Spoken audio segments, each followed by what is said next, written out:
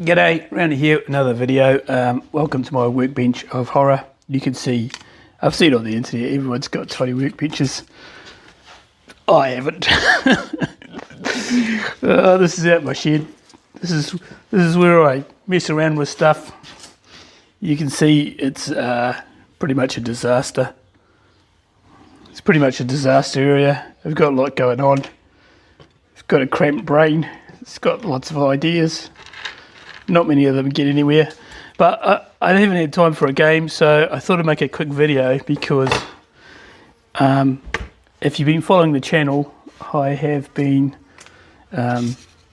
doing a campaign in the Second Punic War, and I'm about to crack into Italy. But the big problem with Italy is I haven't got any Roman buildings. I've been on the net everywhere. I can't find anything. I'm a bit of an old school guy. I like resin buildings. I'm not much of a 3D printer man. There's nothing wrong with them. I just like resin buildings. There's something about them that appeals to me. But the long shot is I don't have any Roman buildings, so I'm having a crack at building my own. And I thought I'd share the results. So let's see if we can zoom in here somehow.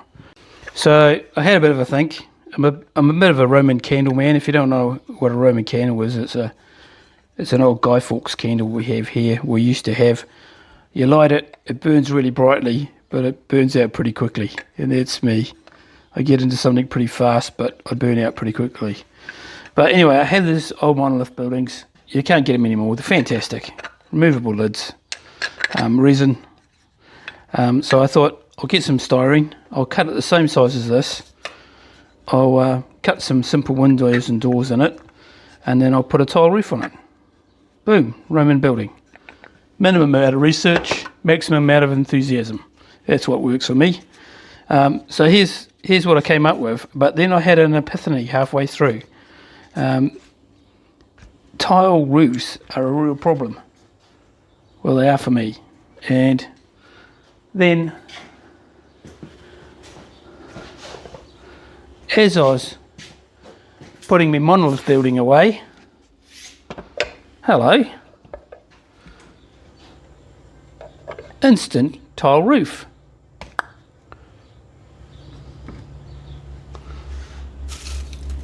Fantastic. So now I have all the tile roofs I want for my Roman buildings, and they just come off my Spanish buildings. So I'll show you a couple of finished ones. Here's the Mark 1 building here. You see the roof just pops off, goes back on my Spanish building. When I want to use my Roman buildings, boom, I just nick the roof. I think I made it a little bit small, the eaves are a little bit big, I'm not happy with that. But for a Roman building, that basically cost me nothing. I bloody love it.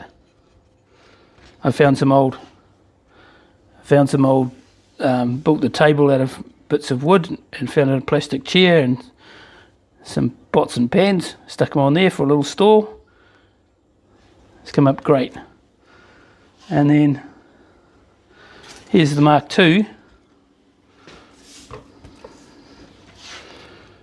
Here's the Mark II. Little rough place to store your firewood.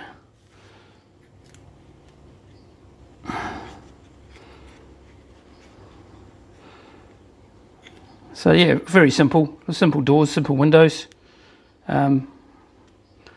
But put those there, and you put the professional one next to it. Professional one's better, of course it is, but mine's not too bad.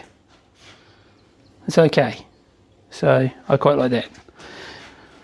So yeah, so I'll go a bit into the process. It was pretty quick. I basically knocked these out in a couple of days. This one obviously has got a bit to go. I've just resealed around the paving. So all I did was cut out my styrene building, cut my windows and doors in it, and then I got this poly filler here. Highly durable, smooth finish, you can mix water with it, and it's extremely flexible. So I just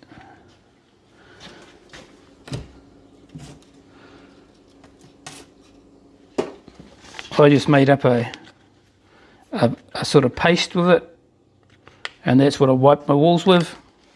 And the base of my building is some lino that I got.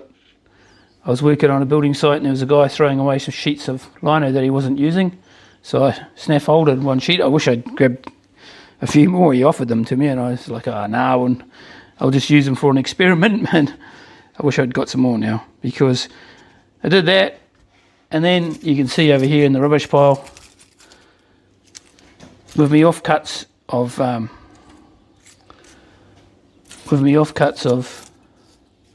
styrene, I just sliced up a bunch of tiles, like cutting bits of bread, and then I randomly glued them to the lino, and then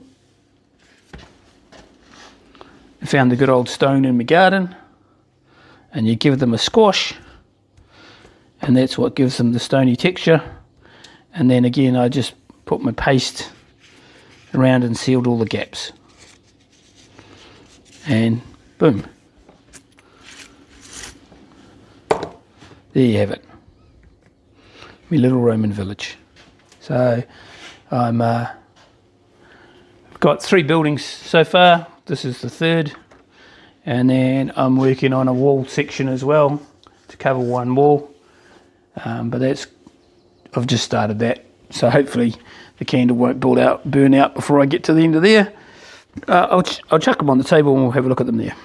So this piece of cloth represents the standard size for a piece of small terrain in Triumph. I didn't really,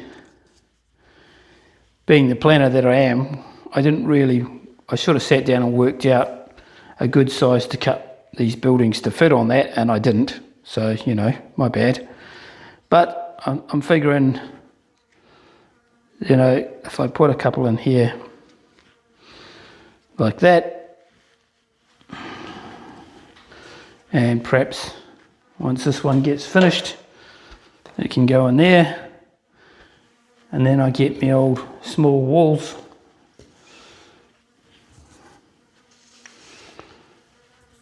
chuck those about.